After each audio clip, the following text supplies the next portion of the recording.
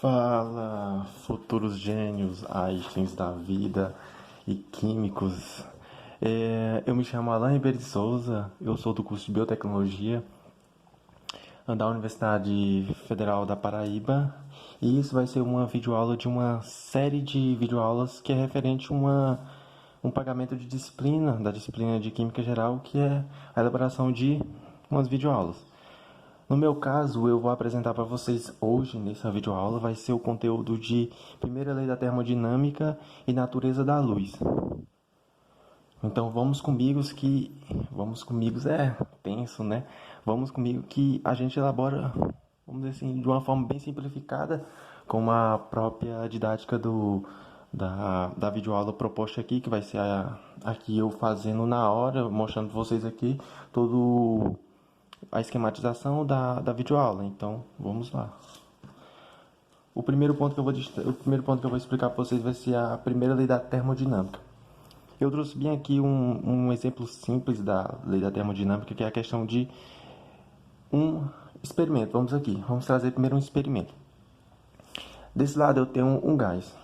Esse gás está numa temperatura tal, numa temperatura inicial, no volume inicial e numa pressão inicial, certo? Eu vou pegar e vou aquecer esse gás. Eu vou aquecer esse gás e esse gás, num segundo momento, ele vai estar o quê? Ele vai ficar com uma pressão 2, ou seja, uma pressão final, vamos dizer assim, um volume 2, que vai ser um volume de um segundo momento após ser aquecido, e uma temperatura tal. Primeiro, peguem a ideia desse aquecimento, vamos dizer assim, e o volume, alterações e tudo mais.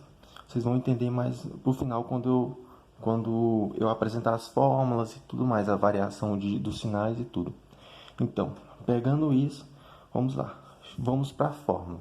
Depois que eu apresentar a fórmula, fica muito mais simples de entender o exemplo. Eu primeiro apresentei para vocês o que? Apresentei a variação de pressão, volume e temperatura a partir da alteração da temperatura de um gás. Vamos trabalhar com gás aqui. Então, a fórmula. Como se desenvolve a fórmula da termodinâmica, da primeira lei da termodinâmica? A primeira fórmula da lei da termodinâmica é o quê? É Q igual a delta U mais T. O que é cada elemento, cada grandeza dessa fórmula? O primeiro vai ser o calor trocado, no caso o calor trocado aqui nesse meio, onde está o gás. O delta U vai ser o que? Variação da energia interna. Variação da energia interna desse meio. E por fim nós temos o T. O T vai ser o que? O T vai ser trabalho. O que eu posso tirar a partir dessa fórmula é que a partir dessa fórmula eu posso tirar o quê? Que a primeira lei da termodinâmica nada mais é que uma lei de conservação da energia. Observe, conservação da energia. Vamos para cá. Eu apresentei para vocês aqui duas situações. Uma pressão inicial, um volume inicial, uma temperatura inicial. E aqueci eles. Aquecer. E o que significa aquecer? Energia. Atribuir mais energia, vamos dizer assim. Aquecer basicamente a temperatura. Temperatura é o que? A variação do grau de agitação de uma determinada substância, de uma molécula. Voltando para cá. Tirando disso, a gente pode tirar mais o que dessa fórmula? Traduzindo as informações da fórmula, podemos dizer que o calor desse gás, o calor que esse gás ganha, ele vai ser usado para aumentar a sua energia interna, ou seja, ΔU, e o seu trabalho. Então, perceba que essa energia, provida dessa fonte de energia aqui, essa energia esse calor que o gás vai receber, ele vai ser transformado em quê? Basicamente vai aumentar a energia interna, vai aumentar a variação da energia interna, não tem uma variação bem maior, e vai resultar em quê? Em trabalho. Guardem essa informação do trabalho. O trabalho, o que a energia provém em um meio, possibilidade de efetuar trabalho. Guardem essa informação, guardem o T dessa fórmula. Ah, a questão das unidades. Unidade de medida dessa forma. Nós temos o Q, o que ele vai ser medido em calorias, o que vai ser medido em calorias, o T vai ser em joule, e tem uma correlação dessas duas medidas, dessas duas unidades medidas. Uma caloria equivale a 4,18 joule. Também temos o que além dessas informações. No seu livro didático pode ser apresentado de outra forma essa fórmula, de outra forma essa fórmula, ou seja, vai ser uma variação dessa fórmula. Nós temos a seguinte variação dessa fórmula, nós temos colocando em destaque, no caso, o ΔU, a variação da energia interna, e destacando esse ΔU, e vai ter os outros dois vão trabalhar, correlacionar entre si, que vai ser o Q e o T. Perceba que aqui é simplesmente a variação dessa primeira fórmula aqui. Simplesmente eu isolei ΔU, porque ele quer, nesse caso aqui vai ser utilizado para uma questão que exija o ΔU em destaque. Simplesmente isso. Mas a fórmula é essa, que dá para observar que é simplesmente isolando, nada demais, que fica o ΔU igual a Q menos T. Basicamente isso. Calor trocado menos trabalho. Simples assim. Aqui nós entramos num ponto que é a questão dos sinais. Os sinais nesse ponto aqui, nesse ponto da explicação, os sinais vão entrar como um ponto bem importante.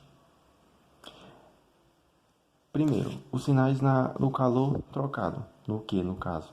Quando o calor trocado for igual a zero, não há troca de calor. Se o Q é igual a zero, não há troca de calor. Isso é chamado de adiabática. Nesse caso, quando não há troca de calor, ou seja, equivalente a zero, se chama de adiabático. Simplesmente isso. Quando o Q é maior do que zero, ou seja, positivo, tu está recebendo calor. Simplesmente isso, recebendo calor. E quando o Q é menor do que zero, você está perdendo calor ou cedendo calor. Temos outro ponto, que é a questão, o sinal já na variação da energia interna. A variação da energia interna, eu vou destacar logo um ponto aqui, que é a questão de a energia está associada a trabalho. Guarde essa informação, a energia está associada ao trabalho.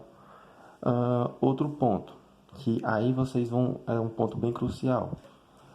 O ΔU, a variação da energia interna, pode ser escrita como sendo ΔU 3 sobre 2 NR ΔT. Então, tirando esse ΔT aqui dessa forma, tu pode inferir que, sendo a temperatura um fator que afeta ΔU. Então, se tu altera a temperatura, tu vai alterar também o ΔU. Aí entra a questão dos sinais aqui. Sabendo disso, que a temperatura vai interferir diretamente no ΔU, nós temos que ΔU igual a zero, variação da energia igual a zero, não há variação da temperatura, ou seja, a temperatura é constante. Quando nós temos a temperatura igual a temperatura maior do que U, ou seja, positiva, isso indica que a temperatura é maior. Quando temos o ΔU menor do que zero, ou seja, negativo, nós temos diminuição da temperatura. Então, a temperatura aqui vai ser algo fundamental para sabemos o sinal, vamos dizer assim, o sinal dessa grandeza aqui, que no caso é a variação da energia interna. Por fim, nós temos o que? O trabalho. O trabalho é importante destacar, como eu falei lá na frente, que era para guardar a informação guardar o trabalho para agora tirar essa, vamos dizer assim, essa conclusão, fechar isso.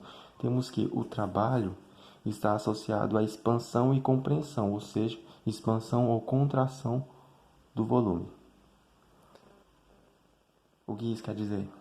simplificando ainda mais, trabalho é basicamente a variação do volume, contração ou expansão do volume. Guarda essa informação, contração ou variação do volume. Então, para tu encontrar o valor do sinal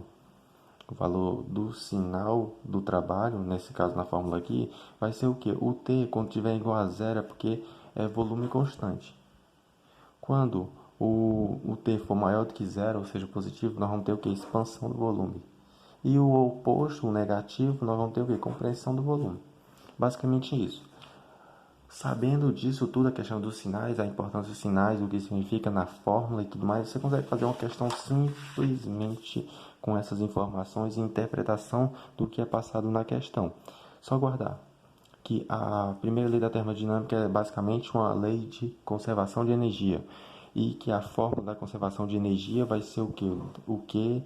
Que é calor trocado igual a ΔU, que é a variação da energia interna, mais T, trabalho.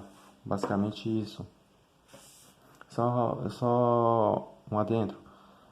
Vocês perceberam que eu falei de gases. Então, guarde, a lei da termodinâmica vai ser aplicada em gases aqui, ó. Expansão, variação da temperatura, variação da pressão, variação do volume e tudo mais. Isso foi o primeiro tópico de primeira lei da termodinâmica. E por fim, trazendo um pouco de natureza da luz, a natureza da luz é complicadíssima. Até hoje não foi definido o que realmente é a luz. A luz é matéria, a luz é onda, o que é a luz? Tem um conceito que é aplicado há tempos, desde da primeira metade do século XX, que é a questão da dualidade onda-partícula.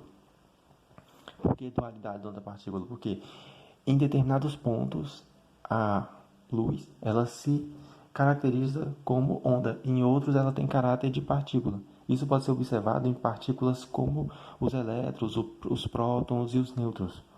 Porque em determinados momentos é luz, em determinado lugar, em determinadas situações é partícula. Entende que é muito complicado. Mas por que essa indefinição quanto à natureza da luz?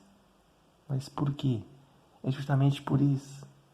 Ela se comporta em determinados pontos como uma coisa e em outros como outra coisa. E isso não vem de agora. Por exemplo, vamos traçar aqui um ponto histórico que... O primeiro ponto histórico, Isaac Newton, século 17. Isaac Newton falava o quê? Que a luz não poderia ser considerada onda, pois não sofria fenômeno como a difração característica de uma onda. Primeiro ponto, ele não definia a luz como onda. Outro ponto que ele falava, a luz deveria ser formada por minúsculas partículas que possuem a condição de transportar energia e sofrer refração e reflexão. Então aqui ele está falando que a luz não é onda, mas sim partícula. Ele foi um dos primeiros marcos aqui que podemos trazer dos estudos, é o primeiro ponto histórico. Isaac Newton dizia que não é onda, é partícula. No segundo ponto da história, nós temos Christian Higgs, ainda no século XVII, que ele fala o quê? Ele propôs que a luz deveria ser interpretada como característica de ondulatória. Deveria ser caracterizada como uma onda. Diferentemente de Isaac Newton, que falava que não era onda, era partícula. E ainda para confundir ainda mais, nós pode trazer um terceiro ponto que é Thomas Young, século XIX. Aqui já estamos bem mais recente, avançando muito mais no século XIX. Ele falou o que? Com o experimento da dupla fenda, indicou que a luz sofre interferência e difração, fenômeno característico das ondas. Ele aqui faz o que? Ele concorda com Christian Higgs que a luz é realmente uma onda. A partir do experimento da dupla fenda que ele faz. E se tu for mais adentro, chegamos no quarto ponto, que é outro ponto histórico, que é com Einstein e Max Planck, no século XX, que propõe que a luz era quantizada, ou seja, formada por minúsculos pacotes de energia denominados de fotons. E aí? É o que? É onda ou é partícula? Aqui eles estão falando que é partícula e não onda. Mas aí traz outro ponto que é para fechar o conceito de luz, que é o terceiro ponto, o quinto ponto e último ponto, que é de Louis de Broglie. Na primeira metade do século XX, ele fala sobre o conceito da dualidade onda-partícula da luz. E aí, é luz? A luz é partícula ou é onda? Os dois? Provavelmente sim, porque cada um desses pesquisadores, cada um desses cientistas, cada um desses gigantes na sua área falou que a partir dos seus fenômenos, das suas características, a partir dos experimentos que eles elaboraram, uns disseram que se comportava como onda, outros se comportava como luz. Mas até hoje fica aí, é luz ou é partícula, ou os dois. Provavelmente os dois, sim. Provavelmente os dois, porque é uma característica da natureza tão extraordinária que eu acho que até é difícil de definir, realmente. Então, com esse conceito breve, com essa história breve da natureza da luz, eu finalizo essa primeira videoaula da série que fala sobre a primeira lei da termodinâmica e a natureza da luz. Então, até mais e tenha uma ótima noite, um ótimo dia, o horário que você estiver assistindo, e tchau.